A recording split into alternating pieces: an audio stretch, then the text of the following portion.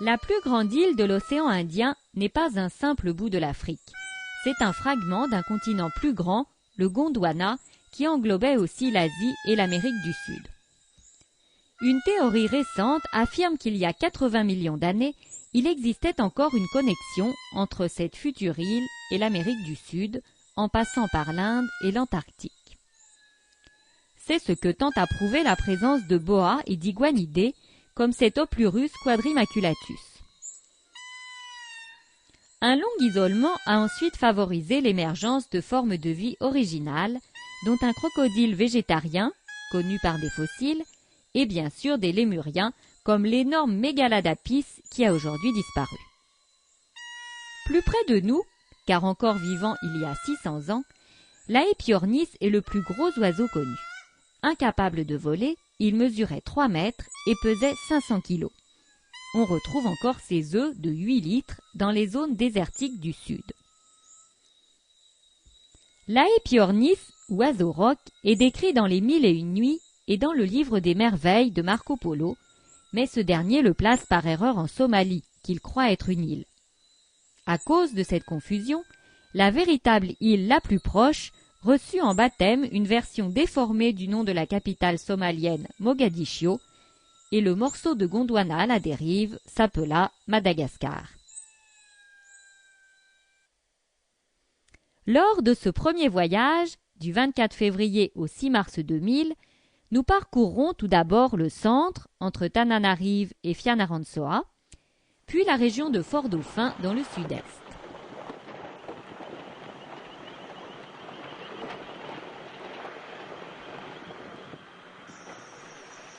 Premier site, première épreuve pour les véhicules tout-terrain. Première découverte. La réserve intégrale d'Angavokeli, surmontée par son gigantesque dôme de granit, abrite les derniers pans de forêt primaire autour de la capitale. Pour approcher du sommet, il faut traverser une faille dans le roc avant de parvenir à une petite prairie où se dresse un menhir, manifestation du culte des morts, sans doute abandonné ici, car on ne voit ni crâne de zébu, ni poteau funéraire. Dans les environs immédiats du menhir, nous compterons 14 espèces d'orchidées, parmi lesquelles le Sinorchis gibosa, l'un des plus grands représentants de ce genre typiquement malgache. Oberonia distica orne les branches basses des arbres de ses grappes jaunes. Ses fleurs ne dépassent pas 2 mm. Sur un total de 900 espèces d'orchidées de Madagascar, 88% sont endémiques de l'île, comme ce Sinorchis angustipetala. Les autres ne dépassent souvent pas les îles Mascareignes, Réunion et Maurice ou les Comores.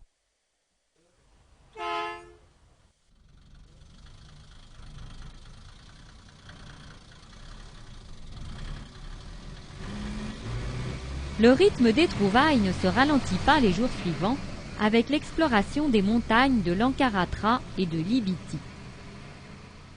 Toutefois, les ravages de la déforestation sont manifestes et le reboisement en résineux ou eucalyptus, quand il existe, ne restituera jamais la diversité perdue.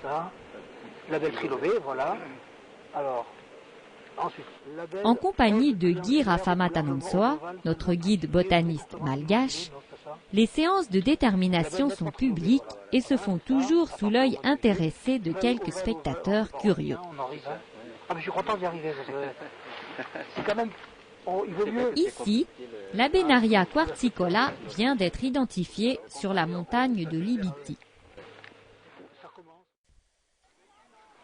En route vers le sud, nous nous arrêtons pour 2 nuits à Antsirabe, à 170 km au sud de Tananarive, sur la route nationale 7. La ville jouit de la fraîcheur de ses 1600 mètres d'altitude et est surnommée la Vichy malgache en raison de ses sources chaudes. Fondée en 1872 par des missionnaires norvégiens, c'est le centre industriel et agricole de l'île, avec aussi des tailleurs de pierre et beaucoup d'artisanat. Mais Antsirabe est surtout la capitale du pousse-pousse.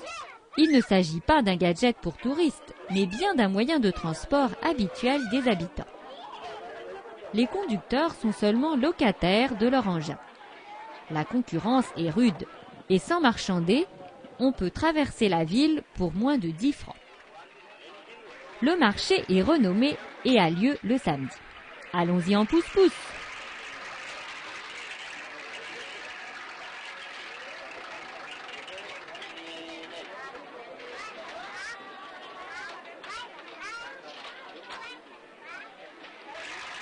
À l'image et au son, il faudrait surtout ajouter, pour rendre parfaitement l'ambiance du lieu, l'odeur des tas de poissons séchés. Dissimulés derrière quelques tentures, les jeux d'argent battent leur plein dans ce casino artisanal. Les enfants sont parfois effrayés de voir des blancs, des vasards. Il y a tellement de légendes. Seraient-ils des mpakafos, des mangeurs de cœur, ou bien des voleurs d'âmes et de mémoire?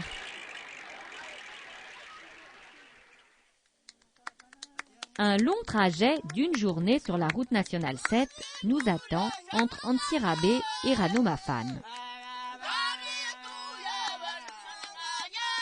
Nous passons progressivement du territoire des Mérinas à celui des Betsileo. Ces deux groupes ethniques sont originaires du sud-est asiatique et ont des coutumes proches, mais les Mérinas ont un système de castes avec des nobles, Andriana, des hommes libres, Ova, et des serfs, Andevo. Quelques arrêts au bord de la route sont l'occasion de nouvelles découvertes, comme cet Angraecum mauritianum, bien caché dans un petit ravin à la végétation inextricable.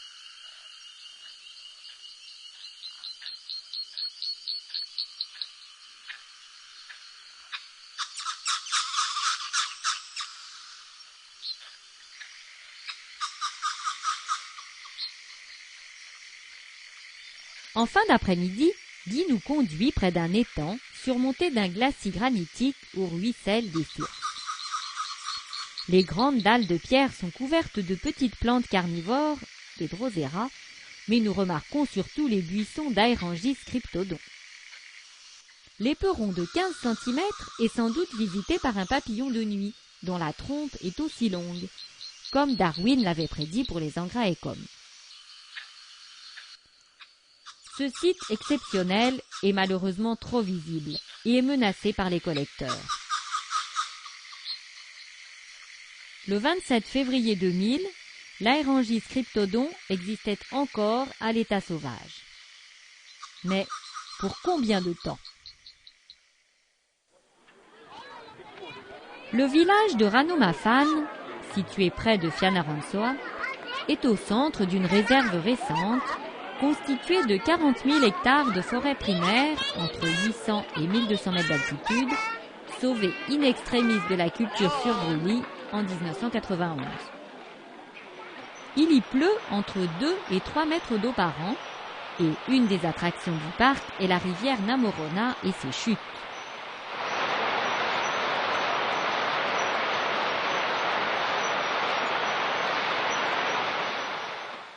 Nous partons à la recherche de lémures.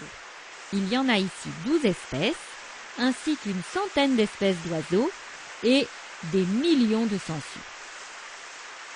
Sous une pluie ininterrompue, nous verrons surtout les sangsues et quelques lémures bruns qui s'enfuient à une vitesse déconcertante. Pas de trace aujourd'hui du lémur doré des bambous, découvert à Ranomafan en 1986. Heureusement, il y a aussi des reptiles, et en particulier des caméléons. Celui-ci est un furcifère lateralis, l'un des plus communs de l'île, mais aussi l'un des plus variables.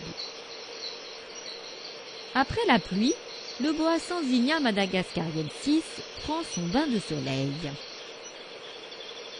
Appelé ici manditra, il est plutôt placide, et même, avouons-le, très coopératif. Une expédition de nuit est organisée pour voir des animaux nocturnes. En chemin, le faisceau des lampes révèle plusieurs fois des oiseaux endormis. Le gobe-mouche de paradis a une longue queue de plus de 15 cm. Il existe aussi aux Comores. Le bulbul zostérops est lui strictement endémique de Madagascar et ne vit que dans les forêts pluviales de l'Est. Des appâts de fruits et de viande sont ensuite disposés sur les arbres et à terre, et toute l'équipe attend impatiemment appareil photo et flash chargés. Le premier visiteur, qui semble un habitué, est une civette fossane de la famille des Viveridae. Ce carnivore, qui vit surtout le long des cours d'eau, est lui-même chassé par le fossa, de la même famille mais beaucoup plus gros, et capable d'attraper les lémuriens dans les arbres. Enfin, dans le crépitement des flashs, nous apparaît un microcèbe roux, le plus petit primate du monde. Il pèse moins de 100 grammes, mais peut faire des bonds de 3 mètres. C'est le seul des lémuriens à faire 2 portées par an.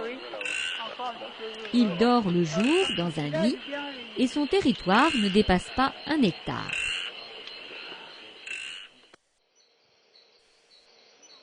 Nous sommes logés dans un ensemble de paillotes appelé le domaine nature, non loin du village et tout à côté de l'école primaire. Aujourd'hui, la maîtresse est en retard et nous rendons visite aux enfants qui attendent. Il y a environ 16 millions d'habitants à Madagascar et la moitié de la population a moins de 15 ans. Tous les enfants ne sont pas scolarisés et l'on manque parfois d'instituteurs. Nous sommes munis d'un magnétophone. C'est l'occasion de tester le répertoire de la classe et les chanteurs ne se font pas prier longtemps. Nous laissons la chorale aux soins de la maîtresse qui arrive et l'écho des chants nous suit quand nous entamons une promenade autour du village en croisant les derniers retardataires.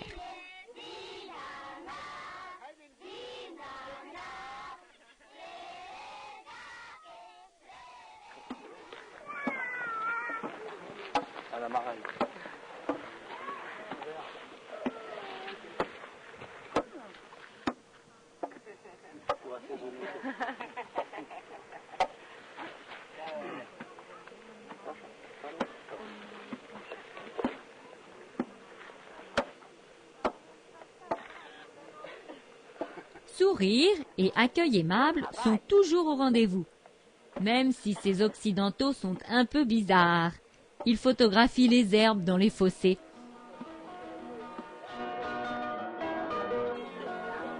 Monsieur Fantio, propriétaire du domaine nature, nous régale tous les soirs de bananes flambées et d'écrevisses de la Namorona, mais il est aussi un excellent joueur de valia, instrument de bambou d'origine très ancienne. Les chevalets sont en écorce de calebasse et les cerceaux en peau de zébu. Les cordes étaient autrefois détachées de l'écorce même du bambou, mais sont aujourd'hui métalliques.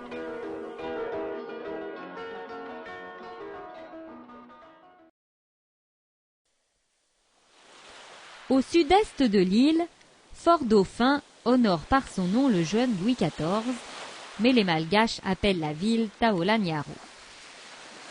Bordée sur 3 côtés par des plages, dont celle de Libanona qui est une des plus belles de l'île, et marquant la limite entre les forêts humides de l'Est et le bush à épineux du Sud, Fort Dauphin passe pour la ville la mieux située de Madagascar. Des Portugais naufragés construisirent un premier fort en 1504 et les Français un second en 1643. Dans les 2 cas, la colonisation échoua, en raison des maladies et de l'hostilité des indigènes, les Antanosi.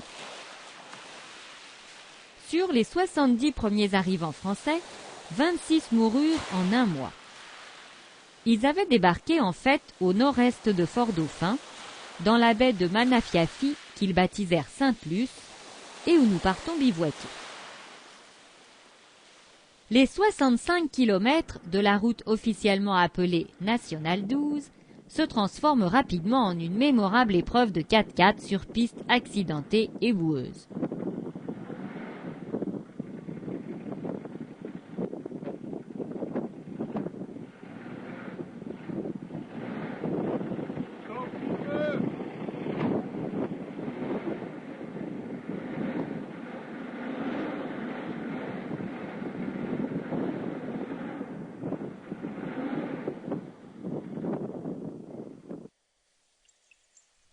Heureusement, le paysage est prétexte à de nombreux arrêts.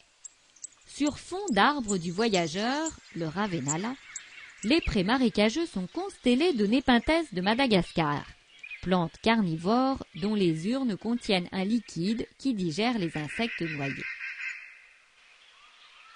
Le Typhonodorum lindleyanum, ou plus simplement le via en malgache, est une aracée endémique de Madagascar, comme 80% des plantes de l'île. Les feuilles servent pour les toits des cases et les racines sont comestibles. Quant à ce curieux palmier aquatique, le Ravenia musicalis, il n'a été découvert qu'en 1993. Frédéric s'est précipité hors de sa voiture pour saisir ce furcifère verrucosus et nous le montrer. Mais attention aux morsures, la capacité d'un caméléon à ne jamais relâcher ce qu'il saisit est légendaire. Un bref arrêt dans la commune de Mahatakali pour le ravitaillement est l'occasion d'un instant de calme et d'un contact avec une population accueillante. Et même vraiment très accueillante. Mais le Paris-Dakar n'est pas encore terminé, car nous quittons maintenant la nationale pour obliquer à l'est vers Sainte-Luce.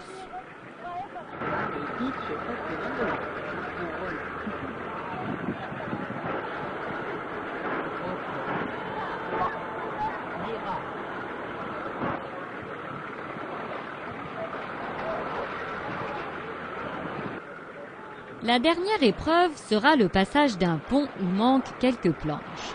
Il faut donc soigneusement guider les roues sur les poutres maîtresses.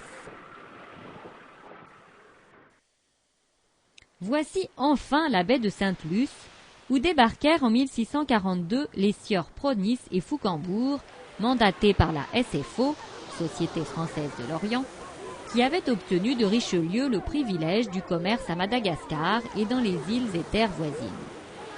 Il s'agissait bien sûr aussi d'en prendre possession au nom de sa très gracieuse majesté.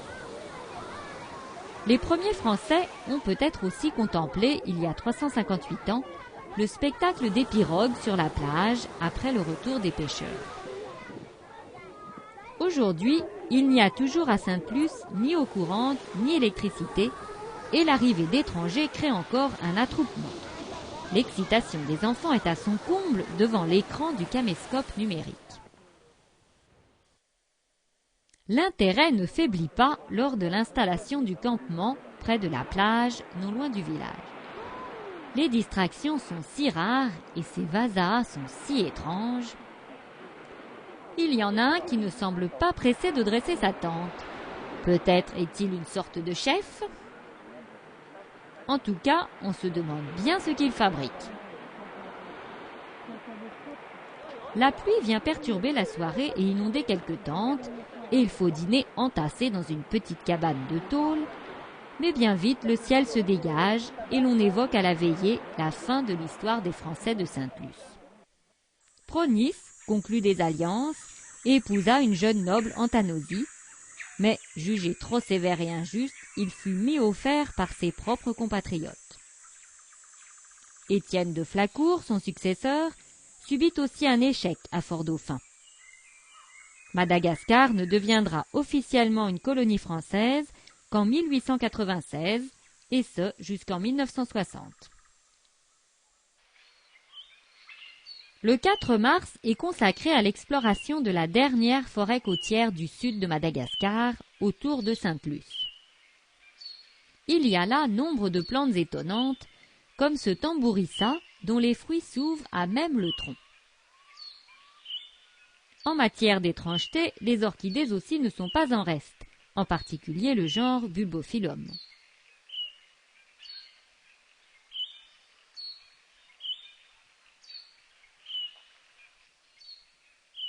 D'autres encore, comme Aeranthès grandiflora, s'illustrent plutôt par l'élégance et la pureté de leurs lignes.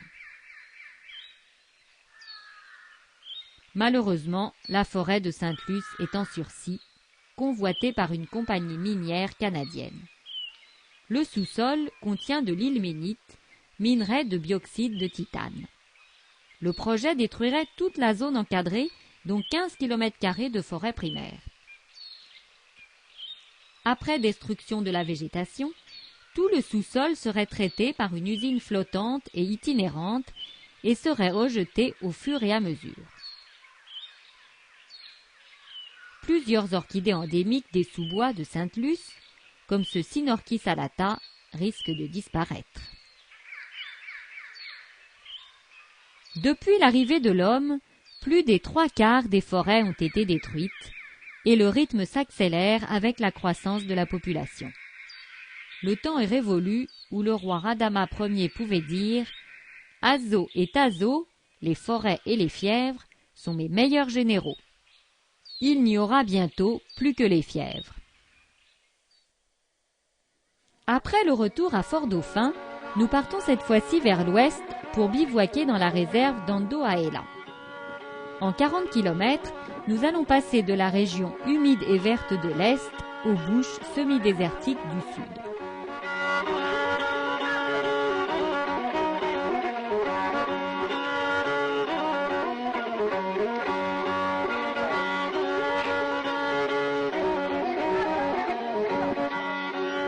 Nous arrivons au pays des Antandroy, dont le nom signifie « le peuple des épines ». Ils étaient à l'origine essentiellement nomades. Plutôt que du riz, ils mangent du millet, du maïs et de la cassave. Les zébus sont leur unique capital, ils sont à la fois richesse clanique et monnaie d'échange. Les familles sont extrêmement nombreuses. Cette jeune femme, qui vit au cœur du bush, a déjà 8 enfants. La réserve intégrale d'Andohahela est séparée en 3 parties disjointes. Nous sommes dans le secteur de Tsimelahi, qui protège le désert d'Épineux, désert relatif puisque nous dormirons au bord d'une rivière.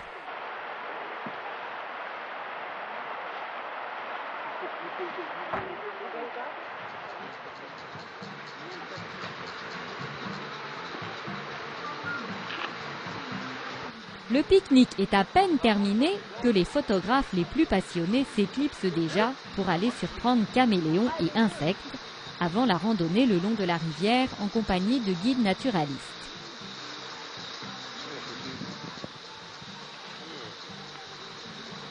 Et j'aimerais vous dire quelque chose. Il y a une partie qui est fade.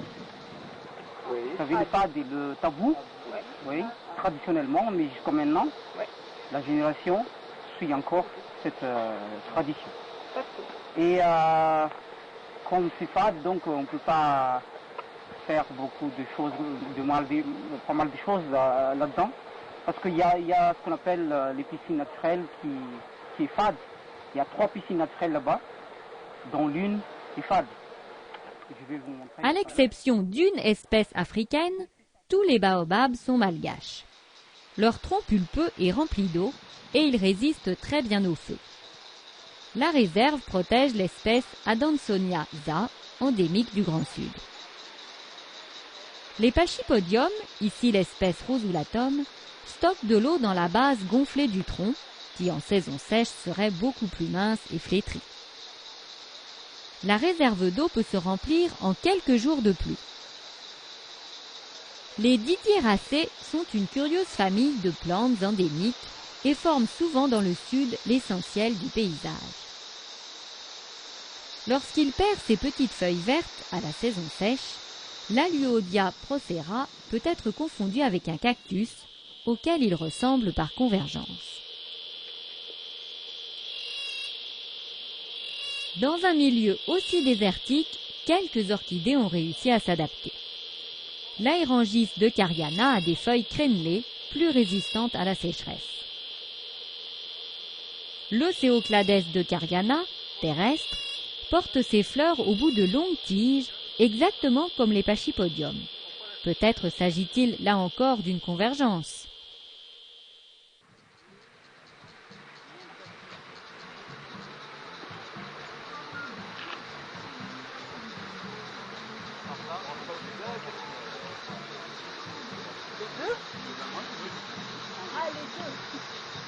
De retour au camp, le soir tombe et une distribution générale de punch prépare une soirée autour du feu à la belle étoile. Ensuite, l'air s'enfume et les esprits s'embrouillent. Nos chauffeurs et nos guides forment une chorale improvisée. Les chants se mêlent aux rires jusque tard dans la nuit, pendant que les reflets de la Voie lactée s'écoulent dans la rivière.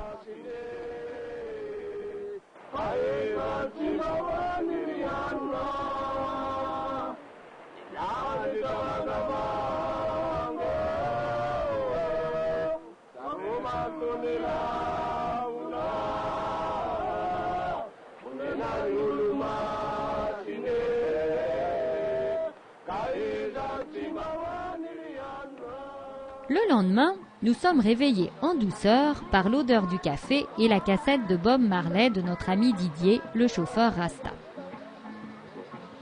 Il nous faut atteindre la ville d'Amboassar pour gagner ensuite la réserve de Caleta, après un bref incident de parcours.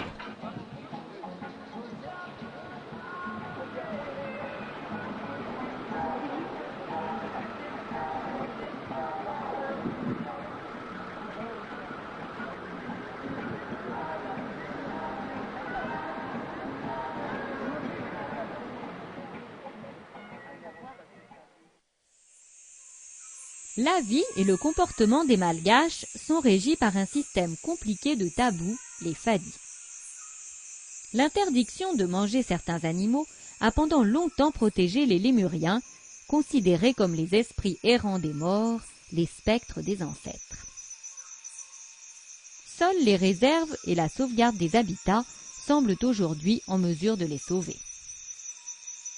Le lémur kata, dans le sud sec, fréquente les forêts-galeries des bords de rivières. Souvent à terre, ils forment des groupes de 20 à 25 membres dominés par les femelles. Les bébés naissent en septembre, c'est-à-dire au printemps. Le lémur brun, déjà aperçu à Ranomafan, est actif nuit et jour et peut constituer des populations très denses, jusqu'à 1000 individus au kilomètre carré.